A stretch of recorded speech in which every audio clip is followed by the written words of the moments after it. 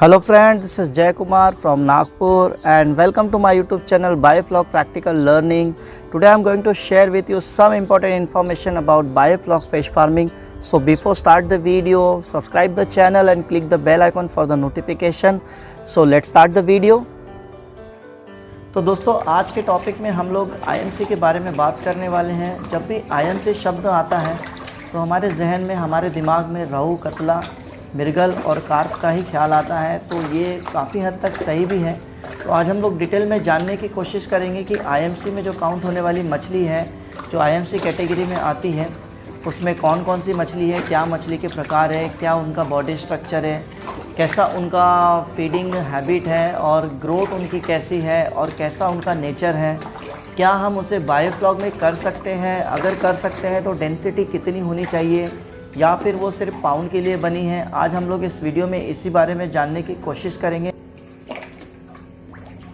तो जैसा कि आप अपने स्क्रीन पर देख पा रहे होंगे, आपको एक IMC चार्ट दिखाई दे रहा होगा। उसमें आपको दो टाइप से मछलियाँ दिखाई दे रही होंगी। एक है इंडियन मेजर कार्प कैटेगरी की मछलियाँ और दूसरी है जो नॉन इंडियन कैटेगरी की जो मछलियाँ है वो आपको दिखाई दे रही होंगी। तो इंडियन कैटेगरी की जो मछलियाँ हैं उसमें सबसे पहला नाम आता है कतला, उसके बाद सेकेंड नंबर आता है रहू और तीसरी आती है अपनी मृगल। उसी प्रकार जो अपने नॉन इंडियन कैटेगरी में जो मछली आती है उसमें सबसे पहली मछली आती है सिल्वर कार्प, उसके बाद सेकंड नंबर आती है ग्रास कार्प और तीसरी आती है कॉमन कार्प। तो दोस्तों ये सारी मछली जो है ये कार्प कैटेगरी की मछली है। IMC में हम लोग इसी को ही ध्यान में रखते हैं। तो चलिए अब बात करते हैं इनकी फीडिंग हैबिट के बारे में। तो फीडिंग हैबिट में इंडियन कैटेगरी में जो मछली आती है उसमें सबसे पहला नाम है कतला का। तो कतला मछली जो है ये सरफेस फीडर मछली है, यानी कि ये जो सरफेस में जो फ्लोटिंग फीड होता है ये उसे कंज्यूम करती है, उसे पकड़ती है। तो ये सरफेस फीडर मछली है। उसी के बाद सेकेंड नंबर पे जो आप रहू देख पा रहे हैं ये जो है ये कॉलम फीडर मछली है, यानी जो बीच का दाना जो है ये वो पकड़ती है। और उसी के बाद थर्ड नंबर आप जैसे मृगल को देख पा रहे हैं, तो मृगल जो है ये बॉटम फीडर मछली है, जो भी तली में जो आपका जो उसका भोजन होता है, जो फीड होता है ये वो खाती है। उसी के साथ अगर आप नॉन इंडियन कैटेगरी में जाते हैं तो सिल्वर कार्प जो है वो सरफेस फीडर मछली है और सेकंड नंबर पे ग्रास कार्प आपको दिखाई दे रही है। ग्रास कार्प जो है ये कॉलम फीडर मछली है और जो तीसरे नंबर पे हमारी कॉमन कार्प आती है, कॉमन कार्प हमारी बॉटम फीडर मछली है। कहने का मतलब है 3 टाइप ऑफ IMC हैं इसमें, जिसमें एक सरफेस फीडर है, सेकेंड नंबर अपनी कॉलम फीडर है और तीसरी जो है बॉटम फीडर है जो नीचे से दाना उठाती है। तो दोस्तों ये इस प्रकार से क्यों है, तो हम लोग अब उस बारे में बात करते हैं। तो जैसा कि आप इंडियन कैटेगरी में ले लो, हम लोग कतला को लेते हैं। तो कतला का अगर आप माउथ स्ट्रक्चर स्क्रीन पर देख पा रहे हो तो उसका माउथ स्ट्रक्चर जो है दोस्तों वो ऊपर की तरफ निकला हुआ है। तो ऊपर की तरफ उसका माउथ स्ट्रक्चर निकलने की वजह से ही वो सरफेस फीडर मछली है, इसलिए वो सरफेस एरिया का फीड पकड़ती है।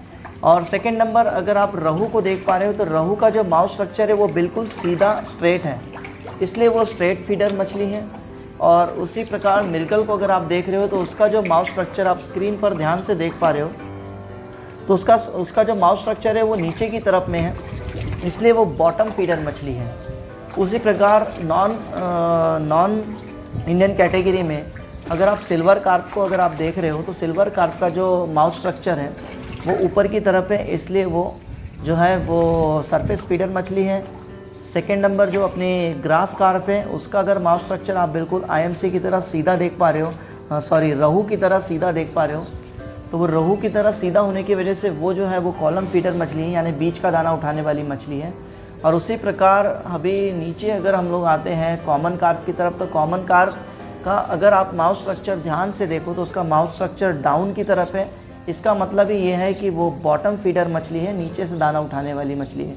आई होप कि आप लोग समझ गए होंगे कि ये अलग अलग लेवल की मछली क्यों है। IMC तो ज़रूर है और डिज़ोल्व ऑक्सीजन ब्रीथ करने वाली ही मछली है, लेकिन इनका जो सरफेस एरिया है सबका अलग अलग है। कोई सरफेस फीडर है, कोई कॉलम फीडर है, तो कोई बॉटम फीडर है। तो चलिए अब बात करते हैं हम लोग इसके ग्रोथ की। तो ग्रोथ की अगर बात करें तो नॉन इंडियन कैटेगरी में जो भी भाई ने IMC को काउंट किया है, मैंने भी कई वीडियोस देखे हैं, मैंने अभी तक उसका फार्म तो नहीं किया है, लेकिन मैंने काफ़ी चीज़ों को समझा है। मैं व्हाट्सएप के ग्रुप में उनसे भी मैंने पता किया है।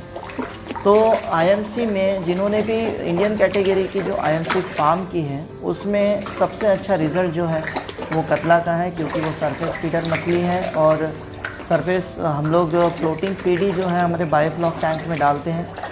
तो एज़ कम्पेयर टू रहू और मिर्गल के कंपैरिजन में ग्रोथ जो है वो कतला में देखी गई है। तो कतला जो है एक अच्छा ऑप्शन हो सकता है जो भी भाई आईएमसी करने की इच्छा रखते हैं इंडियन कैटेगरी में।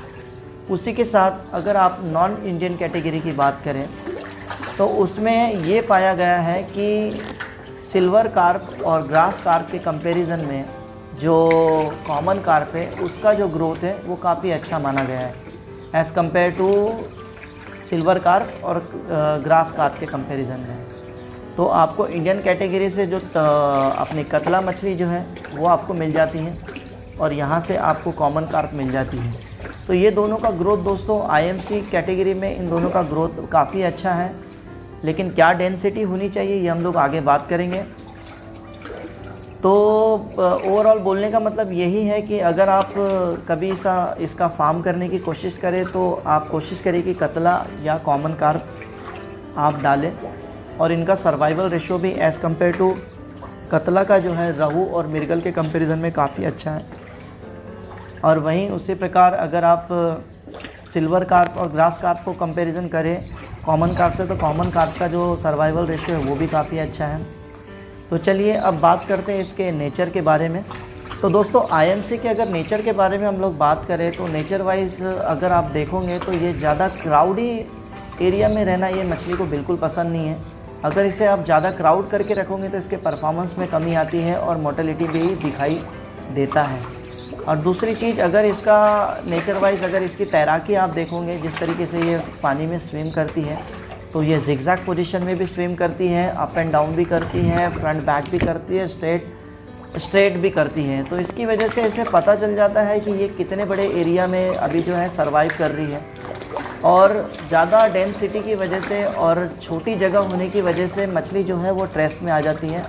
तो कई बार ये देखा गया है कि मछली थोड़ी बड़ी हो गई और जब भी थोड़ा सा क्राउड बढ़ जाता है और उसे पता चल जाता है कि ये छोटी एरिया में हम लोग सर्वाइव कर रहे हैं तो मछली स्ट्रेस में आ जाती है। तो वो स्ट्रेस की वजह से भी अपने टैंक पे जो है मोर्टेलिटी स्टार्ट हो जाती है। और अगर डेंसिटी बढ़ती है तो डिज़ोल्व ऑक्सीजन का जो प्रमाण है वो घटते जाता है। और क्योंकि ये मछली जो है डिज़ोल्व ऑक्सीजन ब्रीथ करती है तो आपको इस चीज़ का ज़रूर ध्यान रखना है कि अगर आप इसे फार्म करते भी हैं तो आप इस बात का ज़रूर ध्यान रखिए कि अगर आप इसे बायोफ्लॉक में कर रहे हो तो बायोफ्लॉक में आप कम से कम आपका टैंक 50,000 लीटर के ऊपर हो तो ही आप इसे फार्म करिए उसमें।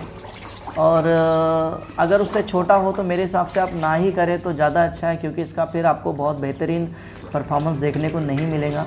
और अगर आप करते भी हो बायोफ्लॉक में तो बायोफ्लॉक के हिसाब से जहाँ तक मुझे ऐसे लगता है तो आपके लिए कतला जो है उसका ग्रोथ अच्छा है तो आप कतला एक डाल सकते हो और नॉन इंडियन कैटेगरी में आप कॉमन कार्प डाल सकते हो। तो इससे होगा ये कि जब भी आप फ्लोटिंग फीड खिलाओगे तो कतला जो है वो फ्लोटिंग फीड पकड़ लेगा और उसी के साथ जो भी फ्लॉग आपका बनता है फ्लॉग जाके कभी कभी नीचे भी बैठ जाता है स्लज के रूप में। और अगर वो वहाँ से नहीं एरिएशन उसे नहीं उठा पाता है तो उस वहाँ पर अमोनिया क्रिएट होता है, वो स्लज बनता है और वो अमोनिया क्रिएट करता है।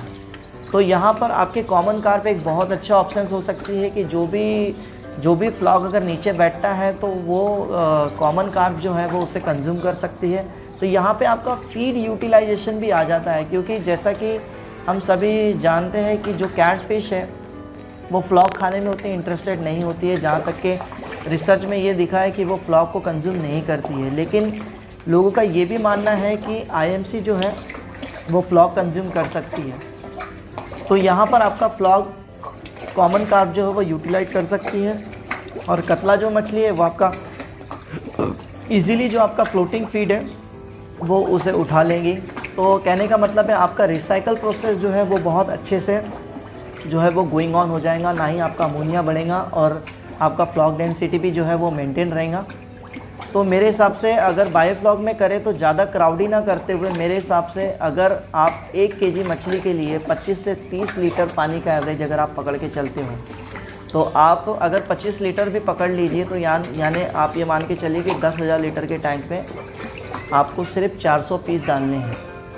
तो फिर भी मैं आपको रिकमेंड नहीं करूँगा कि आप IMC करिए, क्योंकि वैसे ही हमारे जो बायोफ्लॉक के टैंक में फ्लॉक का डेंसिटी होने की वजह से डिज़ोल्व ऑक्सीजन वैसे ही कम होता है। और ये जो मछली है, और कम से कम 80 से 81%, 82% ऑक्सीजन हमारा जो फ्लॉक जो बैक्टीरिया है वही कंज्यूम करता है। तो बचा हुआ 18% में IMC को सर्वाइव करना बहुत डिफ़िकल्ट हो जाता है। तो ये भी एक रीज़न है कि उसको हम ज़्यादा डेंसिटी में नहीं रख सकते।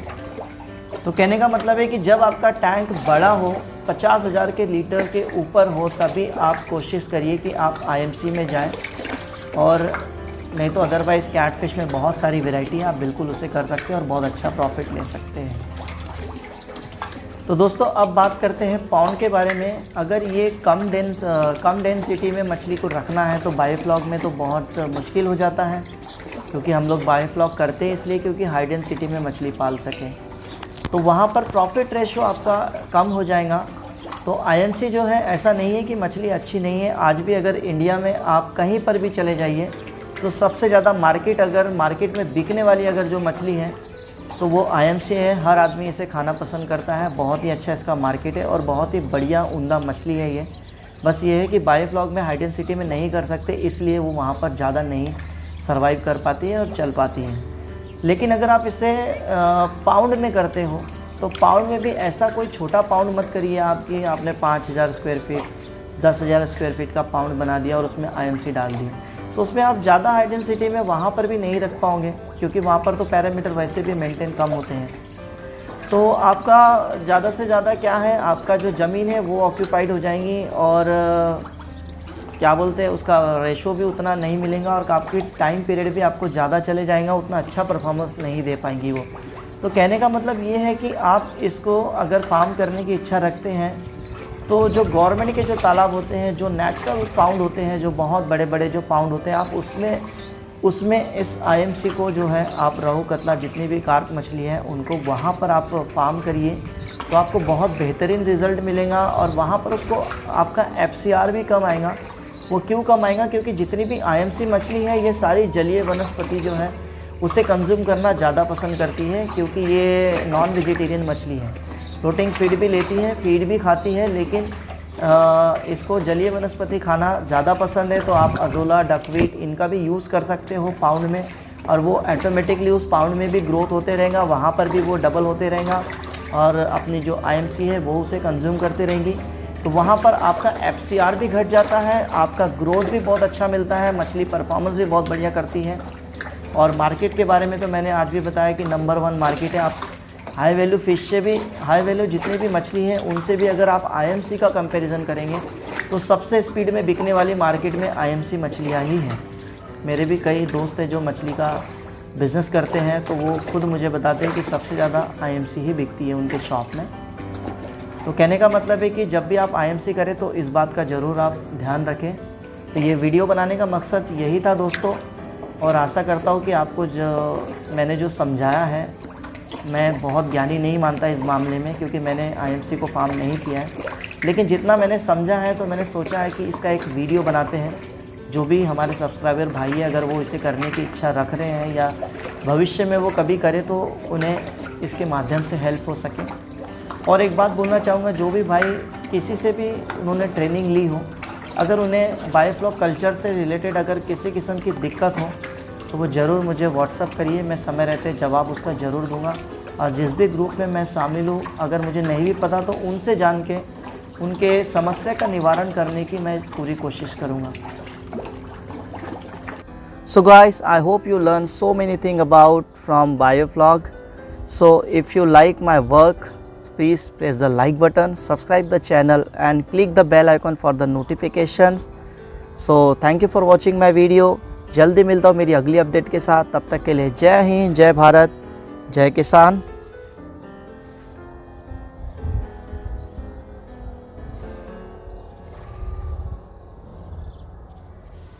सब्सक्राइब करिए यूट्यूब चैनल को और बेल आइकॉन ज़रूर दबाएं ताकि हमारी सारी नोटिफिकेशन आप सभी को मिल सके।